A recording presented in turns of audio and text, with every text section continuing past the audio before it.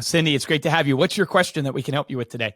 I sent out the magazines to sphere my sphere or past clients. I send Love it. 50 magazines every 3 months. That's Awesome. what my budget will pay for at this point. Um, Tell me a little bit about how you would suggest that I follow up after I've sent the magazines. When they've arrived, what should I do next? This is a great question. We actually just got off the phone with the caller, Gina, and she was talking to us about how to, get leads in the door. But then we ended up getting into follow up the magazine as well. So maybe we should theme this call-in show as how to follow up with the marketing that you send. Because I will share with the audience that's listening, maybe you don't use Reminder Media. One of the things we do, Josh and I, we run Reminder Media. It's what produces Stay Paid. And we produce our flagship product is we produce personalized magazines for real estate agents and other businesses to send to their sphere. As you know, Cindy, you're a great client. But the key is the magazine is passive. So the magazine is something that is a passive outreach that gets your name in front of the people, but it's not proactive, meaning you still have to reach out. Right. Just so I can get clarity on your situation, Cindy, because it will help me guide you on the best way to use the magazine and do the, follow-up. How many transactions have you done this year? Or what's your volume looking like? Has it been a good year, bad year for you? It's been Give a me a little slow picture there. year. Okay. I've done only 2 transactions. However, I've had, and this kind of goes into my second question, I've had health issues that Okay. have prevented me from Hmm. going at real estate fast and furious. It's Sure. just I'm been, sorry to hear about that. I hope things are getting better. Yeah. things appear to be getting better. Awesome. So that's kind of the second question is how would you jumpstart getting back in the game? That would be kind of my second question, but those are my Okay. stats. Okay. And That's great to know. Go what ahead, did you Cody. do previously, Cindy? So like you said, When- get back in the game. What was you in the game looking like? Um, Probably 10 transactions a year. Okay. I'm Mainly that's sphere? all I really want to do. Okay. Yep. So 10's the goal. Love it. And then was it mainly sphere? Was that from? Mainly sphere. I've done real well with in terms of my clients, at least some of my clients, passing on my name and such. And Awesome. I have a couple of investor clients that I Okay. can kind of count on for a couple of transactions a year or so. Okay. Love it.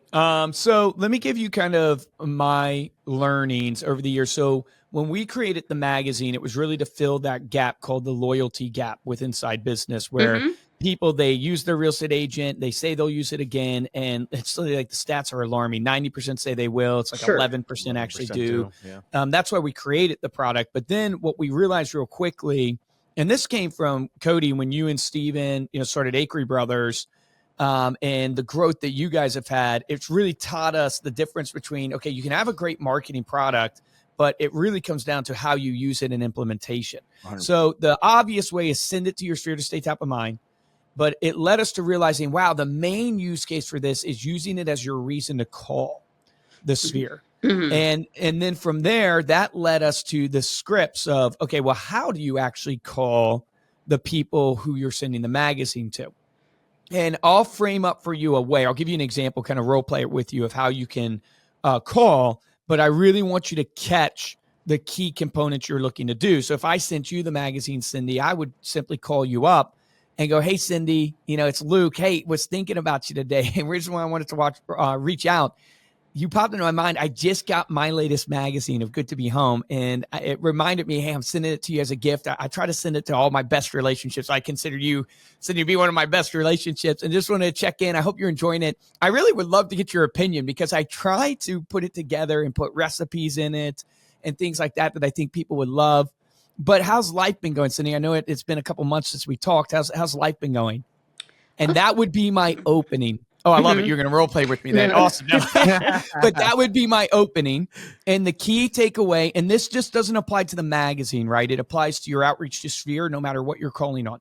The key takeaway is I'm calling you because you popped into my mind. I sent you a gift. So I want the elevation of what I'm sending you to be perceived as a gift. I also want to use the words, I send it to all my best relationships. Maybe you say, I send it to my best friends, my best clients. I want you to know right out of the gate, I consider you to be one of my best relationships. This is called framing in sales, framing. I want to frame this as, hey, you popped into my mind. It's a thinking about you call. You're one of my best relationships. And then how's life been going? I just want to catch up with you. And in that, the key remembering here for all people who have been to networking events and you're trying to network with people and call your clients, the acronym to remember is FORD: family, occupation, recreation, dreams. How do you talk to people and catch up with them? You want to find out what's going on in their family, what's going on in their life with work, what's going on with their hobbies, what's going on with their dreams. How do you get people to open up about that? You simply go, hey, how's life been? Cindy, you'll reveal probably limited information to me because it's a random call.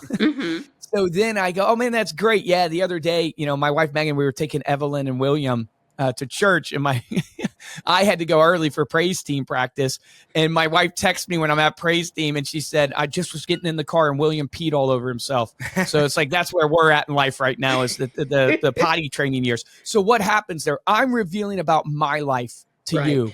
And that lowers people's guards, and vulnerability creates vulnerability in combos. So if you want to have real transparent conversations with people in your sphere, you have to reveal about your life. So your health issues that are going on, Cindy, like it's up to you, but it's like revealing, yeah, it's been tough recently. I've been going through some health challenges. And all of a sudden, you will bring such a vulnerability and transparency to the call that you'll start having real combos.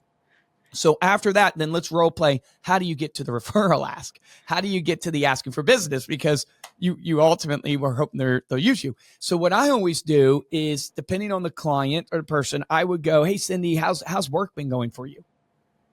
And that will get you to tell me what's going on with your work.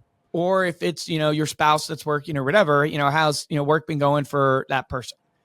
That normally causes the person, in my experience, to answer and then ask you, how's your work been going?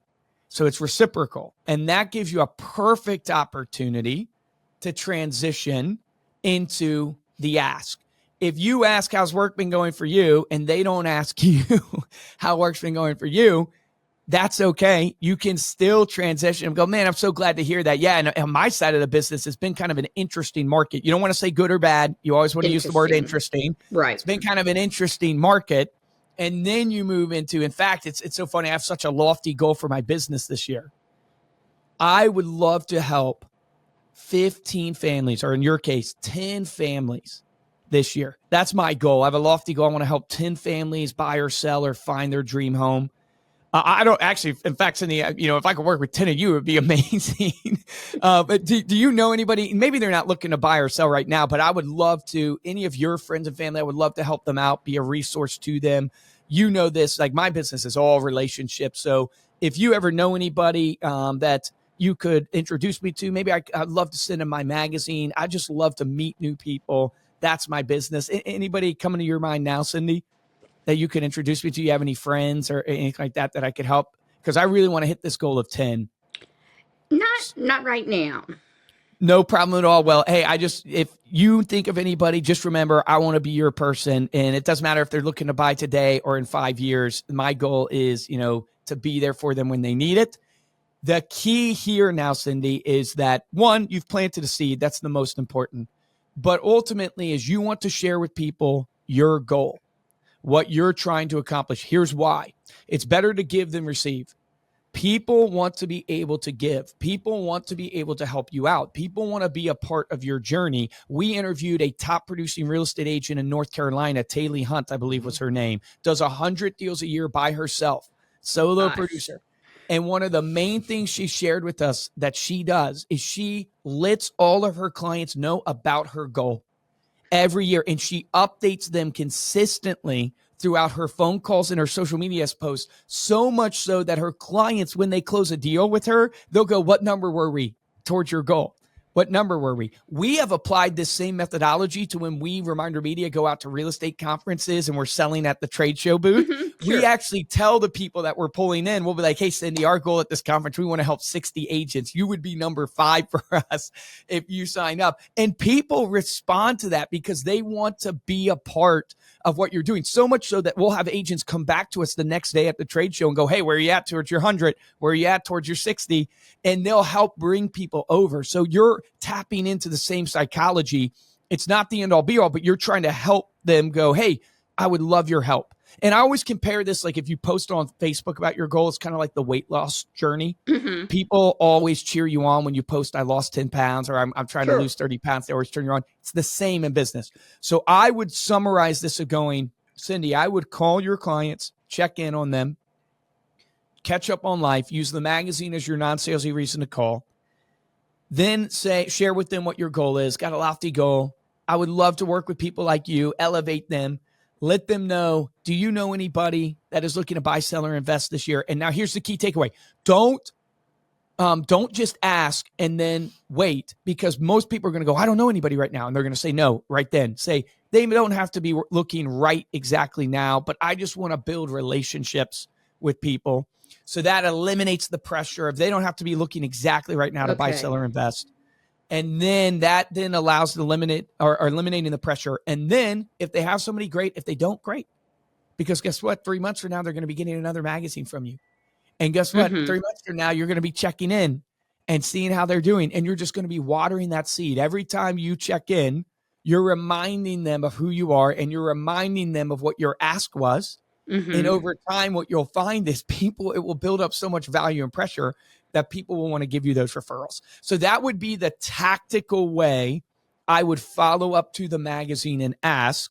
I'm going to throw it to Josh and Cody, see if they want to add anything. And then I have one more idea for you that I think can help you jumpstart your business where you're at right now. The only thing I was going to mention there is because the magazine is passive and it does require that follow-up phone call really to have the greatest amount of impact. But we have released recently some new features that will allow you to get interest from your database for the magazine. Have you tried the QR code feature where you're featuring a call to action on the front cover of your magazine? Not sure. So that's a good one to try, and we can definitely get you hooked up with that. What that'll do is it'll signal intent in your database. So it's a new cover design. It has a QR code on it. The item of value that you're offering is a free market analysis on their home to see how much their home may sell for. It's really how much the internet says their home is worth, but may say sell for in this market. Each person that scans that QR code with their phone, you'll see. So they don't even have to fill out the form for you to be able to tell who filled out, who scanned your QR code. We'll actually tell you which recipient scanned your QR code.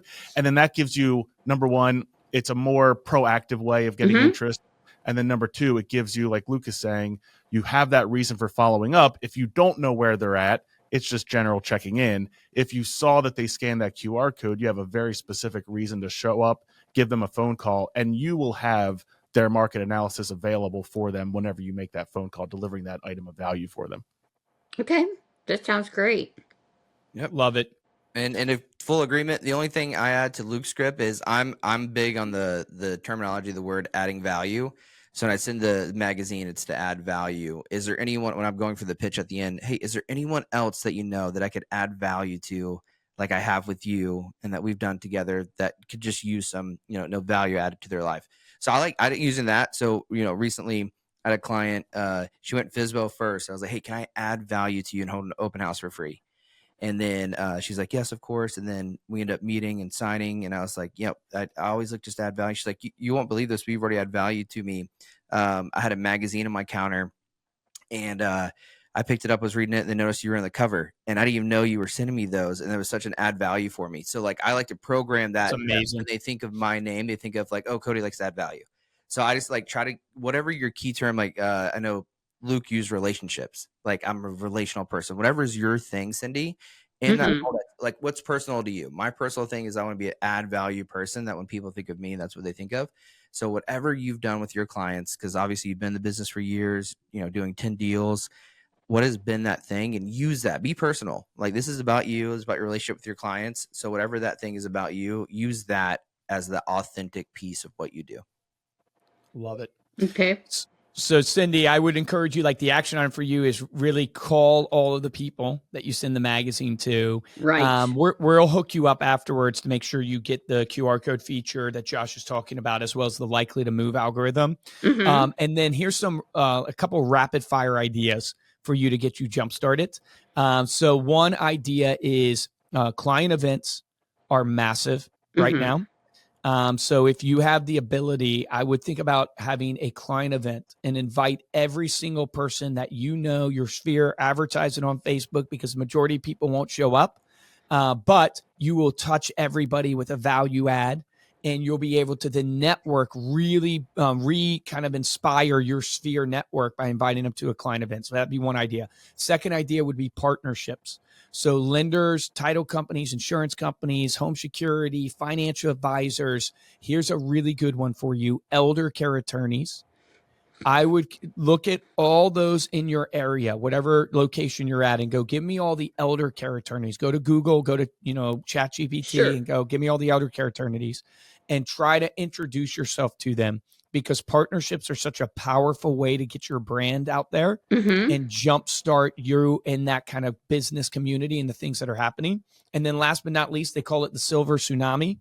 The silver tsunami is upon us right now. The transfer of wealth is in the trillions Mm-hmm. of the seniors who are looking to downsize.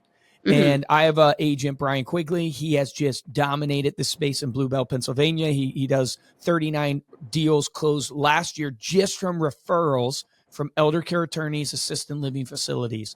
There might be an opportunity in your market to go, how do I partner with the assisted living facilities in my market so I can be the downsizing specialist, so I can be the senior relocation specialist in my market? It is a massive opportunity. I've been talking to Steven at Acre Brothers about it, to go, how do we add this to Acre Brothers Real Estate, to where we help seniors know how to downsize their home and prepare. And there's so many ways you can reach them and market to them.